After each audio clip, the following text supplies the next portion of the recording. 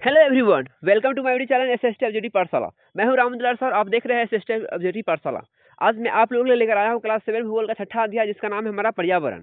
आज का हमारा टॉपिक है वो है पर्यावरण के घटक। तो इससे रिलेटेड आज हम लोग इस वीडियो में टोटल 20 ऑब्जेक्टिव क्वेश्चन को कवर करेंगे। तो आप लोग इस वीडियो को अंत तक जरूर देखिएगा। तो वीडियो के स्टार्ट करने से पहले आप लोग से रिक्वेस्ट है कि आप लोग पेन कॉपी नहीं निकाले हैं तो पेन कॉपी निकाल लीजिए और मेरे साथ आप लोग लिखते चलिए। चलिए बिना देरी किए आज वीडियो करते हैं स्टार्ट और समझते हैं क्वेश्चन नंबर 1।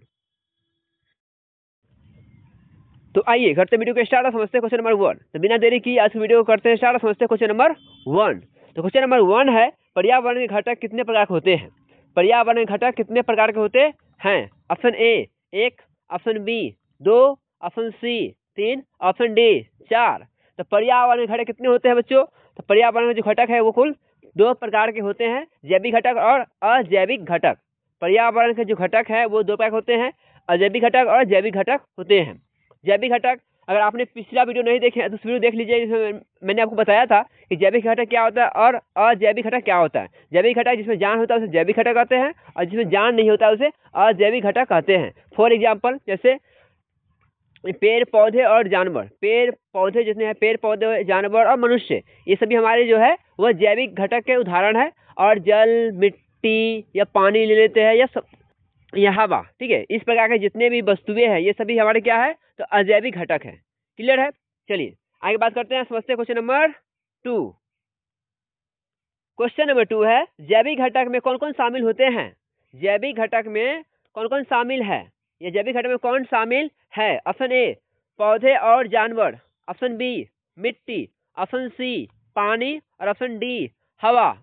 तो जैविक घटक में कौन शामिल होता है। जैविक घटक जिसमें जान होता है उसे जैविक घटक कहते हैं। जैसे पेड़ और पौधे और जानवर, पौधे में भी जान होता है और जानवर भी जान होता है, तो क्या हो जाएगा हमारा पौधे और जानवर हो जाएगा जैविक घटक। लेकिन मिट्टी, पानी, हवा ये सभी क्या है अजैविक घटक होते हैं। ठीक है, तो इसका राइट आंसर क्या हो जाएगा। इसका राइट आंसर होगा student option number A. Got it. चलिए आइए बात करते हैं क्वेश्चन नंबर 3। क्वेश्चन नंबर 3 है अजैविक घटकों में कौन क्या शामिल है। अजैविक घटकों में क्या शामिल है। ऑप्शन ए मनुष्य, ऑप्शन बी जल वायु मृदा, ऑप्शन सी जानवर और ऑप्शन डी वनस्पति। अभी जस्ट मैंने आप लोगों को बताया हूँ कि जो हमारा अजैविक घटक है, अजैविक घटक क्या होता है जिसमें जान नहीं होता उसे अजैविक घटक कहते हैं, है ना। तो आप बताइए जल वायु और हवा, जल वायु और हवा क्या है, तो ये हमारे अजैविक घटक है। क्लियर है। चलिए आगे बात करते हैं और समझते हैं क्वेश्चन नंबर 4। तो क्वेश्चन नंबर 4 है कौन सा जैविक घटक नहीं है। कौन सा जैविक घटक नहीं है। ऑप्शन ए जीव जंतु, ऑप्शन बी पौधे, ऑप्शन सी मनुष्य और ऑप्शन डी पत्थर। तो कौन सा जैविक घटक नहीं है जिसमें जान होता है उसे जैविक, जिसमें जान नहीं है उसे अजैविक। ठीक है, तो जैविक घटक कौन सा इसमें नहीं है। जीव जंतु जैविक घटक है, पौधे भी जैविक घटक है, मनुष्य भी जैविक घटक है, लेकिन पत्थर जो है वो जैविक घटक नहीं है। Option number D is the right answer. Got it. चलिए बात करते हैं क्वेश्चन नंबर 5। क्वेश्चन नंबर 5 है कौन सा अजैविक घटक है। कौन सा अजैविक घटक है। ऑप्शन ए खरगोश, ऑप्शन बी मछली, ऑप्शन सी पानी और ऑप्शन डी पक्षी। तो बच्चों अजैविक घटक इनसे बताइए कौन सा जो है वह अजैविक घटक है। तो खरगोश भी क्या है हमारा जैविक घटक है, मछली भी जैविक घटक है और पक्षी भी जैविक घटक है, इसमें जान होता है। लेकिन हमारा जो पानी है ये क्या है अजैविक घटक है, इसमें जान नहीं होता है। तो option number D is the right answer, sorry option number C is the right answer. ठीक है, आई होप कि आप लोगों को समझ में आ रहा होगा। समझ में आ रहा होगा तो वीडियो को लाइक करना ना भूलें। ठीक है, चलिए आइए आप समझते हैं क्वेश्चन नंबर 6। क्वेश्चन नंबर 6 है जीव जंतु किस घटक के अंतर आते हैं। जीव जंतु किस घटक के अंतर्गत आते हैं। ऑप्शन ए अजैविक, ऑप्शन बी जैविक, ऑप्शन सी सामाजिक, ऑप्शन डी भौतिक। तो जीव जंतु किस घटक के अंतर्गत आते हैं। जीव जंतु किस घटक के अंतर्गत आते हैं, तो ये आते हैं हमारे जैविक घटक के अंतर्गत आते हैं। Option number B is the right answer. Okay, ठीक है ना। चलिए आगे बात करते हैं क्वेश्चन नंबर 7। क्वेश्चन नंबर 7 है कि वायु जल मृदा किस श्रेणी में आते हैं। वायु जल मृदा किस श्रेणी में आते हैं। ऑप्शन ए जैविक घटक, ऑप्शन बी अजैविक घटक, ऑप्शन सी सामाजिक घटक और ऑप्शन डी ऊर्जा स्रोत। तो वायु जल मृदा किस श्रेणी में आते हैं? तो वायु जल मृदा है, ये सभी जो हमारे अजैविक घटक में आते हैं। Option number B is the right answer. Okay, ठीक है ना, समझ में आ रहा होगा। चलिए आगे बात करते हैं क्वेश्चन नंबर 8। क्वेश्चन नंबर 8 है जैविक और अजैविक घटकों के बीच संबंध किसके द्वारा स्थापित होता है? जैविक और अजैविक घटकों के बीच संबंध किसके द्वारा स्थापित होता है? ऑप्शन ए प्रदूषण, ऑप्शन बी पारिस्थितिकी तंत्र, इसे इंग्लिश में बोलते हैं इकोसिस्टम, ऑप्शन सी मौसम और ऑप्शन डी जलवायु। तो जैविक और अजैविक घटकों के बीच का जो संबंध है ना, ये पारिस्थितिकी तंत्र के द्वारा होता है, इकोसिस्टम के द्वारा होता है। Option number B is the right answer. ठीक है, चलिए आगे बढ़ते हैं, बात करते हैं क्वेश्चन नंबर 9। क्वेश्चन नंबर 9 है मनुष्य किस घटक का हिस्सा है?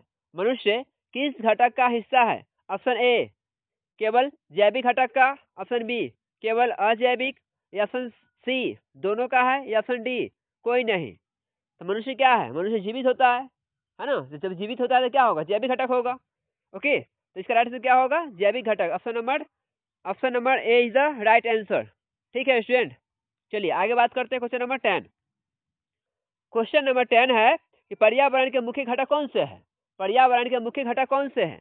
ऑप्शन ए जैविक और अजैविक, ऑप्शन बी जल और वायु, ऑप्शन सी पौधे और जानवर, और ऑप्शन डी भूमि और पानी। तो पर्यावरण के जो मुख्य घटक है वो है जैविक और अजैविक, जैविक और अजैविक। Option number A is the right answer, option number A. Okay, चलिए आगे बात करते हैं, समझते हैं क्वेश्चन नंबर 11।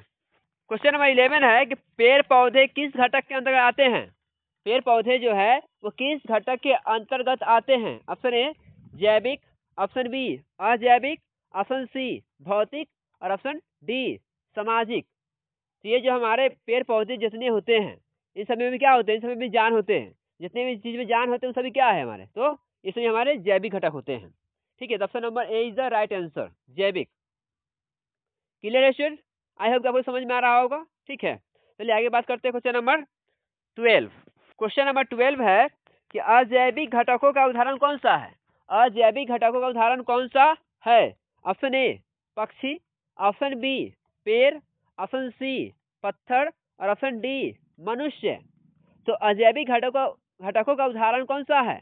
तो जो अजैविक घटक है इसके जो उदाहरण है हमारा वो होगा पत्थर। Option number B C is the right answer, option number C is the right answer होगा। ठीक है, चलिए आगे बात करते हैं क्वेश्चन नंबर 13। क्वेश्चन नंबर 13 है कि पर्यावरण के घटकों का अध्ययन किस विज्ञान में किया जाता है? पर्यावरण का घटकों का अध्ययन जो है वो किस विज्ञान में किया जाता है? ऑप्शन ए रसायन विज्ञान, ऑप्शन बी पर्यावरण विज्ञान, या ऑप्शन सी भौतिक विज्ञान, और ऑप्शन डी गणित। तो पर्यावरण का जो घटकों का अध्ययन जो है वो पर्यावरण विज्ञान में किया जाता है। Option number B is the right answer. ठीक है स्टूडेंट्स, चलिए आगे बात करते हैं, समझते हैं क्वेश्चन नंबर 14। क्वेश्चन नंबर 14 है कि जीवित घटकों को और किस नाम से जाना जाता है? जीवित घटकों को और किस नाम से जाना जाता है? ऑप्शन ए अजैविक घटक, ऑप्शन बी जैविक घटक, ऑप्शन सी भौतिक घटक, और ऑप्शन डी जलवायु घटक। तो जो जीवित घटक है इसे किस नाम से जाना जाता है? तो इसे जैविक घटक के नाम से जाना जाता है। ठीक है स्टूडेंट, चलिए आगे बात करते हैं, समझते हैं क्वेश्चन नंबर 15। क्वेश्चन नंबर 15 है कि कौन सा घटक जीवन के लिए आवश्यक है? कौन सा घटक है जो जीवन के लिए आवश्यक है? ऑप्शन ए जल, ऑप्शन बी वायु, ऑप्शन सी मृदा, और ऑप्शन डी उपरोक्त सभी। वह कौन सा घटक है जो जीवन के लिए आवश्यक है? जीवन के लिए हमें जल भी चाहिए, जीवन के लिए वायु यानी हवा भी चाहिए, और जीवन के लिए हमें मृदा भी चाहिए जहाँ पे हम लोग रहते हैं। ये सभी चीजें हमें जीवन के लिए आवश्यक है। ठीक है, इसलिए क्या हो जाएगा इसका right answer option number D, इनमें से सभी। ठीक है, चलिए आगे बात करते हैं, समझते हैं क्वेश्चन नंबर 16। तो क्वेश्चन नंबर 16 है कि मृदा किस प्रकार का घटक है? मृदा किस प्रकार का घटक है? ऑप्शन ए जैविक घटक, ऑप्शन बी अजैविक घटक, और ऑप्शन सी सामाजिक घटक, या ऑप्शन डी प्राकृतिक घटक। तो जो मृदा है ना वो किस प्रकार घटक है? क्योंकि मृदा में जान होता है? नहीं होता है। तो जिसमें जान नहीं होता है तो क्या होता है? अजैविक घटक। तो मृदा किस प्रकार घटक है? ये अजैविक घटक है। ठीक है, चलिए आगे बात करते हैं, समझते हैं क्वेश्चन नंबर 17। क्वेश्चन नंबर 17 है कि जैविक और अजैविक घटकों का संतुलन क्यों जरूरी है? जैविक और अजैविक घटकों का संतुलन क्यों जरूरी है? ऑप्शन ए आर्थिक विकास के लिए, ऑप्शन बी पारिस्थितिकी तंत्र को बनाए रखने के लिए, ऑप्शन सी उद्योग के लिए, या ऑप्शन डी परिवहन के लिए। तो जैविक और अजैविक घटक का संतुलन क्यों जरूरी है? जो हमारा पारिस्थितिकी तंत्र है, इकोसिस्टम है, इसे बनाए रखने के लिए जो है जैविक और अजैविक घटकों का संतुलन जरूरी है। Option number B is the right answer. आइए बात करते हैं क्वेश्चन नंबर 18। क्वेश्चन नंबर 18 है मानव निर्मित पर्यावरण किस घटक का हिस्सा है? मानव निर्मित पर्यावरण किस घटक का हिस्सा है? ऑप्शन ए अजैविक घटक, ऑप्शन बी जैविक घटक, और ऑप्शन सी कृत्रिम घटक, और ऑप्शन डी भौतिक घटक। तो मानव निर्मित पर्यावरण किस घटक का हिस्सा है? तो मानव निर्मित पर्यावरण जो है ये हमारा कृत्रिम घटक का उदाहरण है। Option number C is the right answer. चलिए बात करते हैं क्वेश्चन नंबर 19। क्वेश्चन नंबर 19 है कौन सा घटक प्राकृतिक पर्यावरण का हिस्सा है? कौन सा घटक प्राकृतिक पर्यावरण का हिस्सा है? ऑप्शन ए सड़क, ऑप्शन बी नदी, ऑप्शन सी भवन, और ऑप्शन डी पुल। तो कौन सा घटक प्राकृतिक पर्यावरण का हिस्सा है? प्राकृतिक पर्यावरण जो हिस्सा है वो है हमारा नदी। नदी जो है ये प्राकृतिक पर्यावरण का हिस्सा है। Got it. चलिए आगे बात करते हैं क्वेश्चन नंबर 20। अजैविक घटकों में ऊर्जा का प्रमुख स्रोत कौन सा है? अजैविक घटकों में ऊर्जा का प्रमुख स्रोत कौन सा है? ऑप्शन ए सूर्य, ऑप्शन बी चंद्रमा, ऑप्शन सी बिजली, और ऑप्शन डी आग। तो अजैविक घटकों में ऊर्जा का जो प्रमुख स्रोत है वह हमारा सूर्य। सूर्य से जो है हमें ऊर्जा अधिक मात्रा में मिलता है। ठीक है, इसलिए इसका राशि क्या हो जाएगा? सूर्य हो जाएगा। सूर्य क्या है हमारा एक अजैविक घटक का बहुत बड़ा स्रोत है। तो सूर्य इज द राइट आंसर। तो स्टूडेंट ये रहा टोटल 20 क्वेश्चन जो हमारा पर्यावरण घटक है उससे रिलेटेड 20 क्वेश्चन 20 ऑब्जेक्टिव क्वेश्चन इस वीडियो हमने कवर किया है। ठीक है, आप लोग बताइए कि यह वीडियो आप लोग कैसा लगा। वीडियो अच्छा लगा हो तो वीडियो को लाइक और शेयर करना ना भूलें। और आप चाहते हैं कि इस तरह की वीडियो आपको चैनल मिलता रहे तो आप SST ऑब्जेक्टिव पाठशाला को सब्सक्राइब करना ना भूलें। तो चलिए मिलते हैं फिर से नेक्स्ट वीडियो में। जब लोग पढ़ते रहिए, सीखते रहिए। जय हिंद।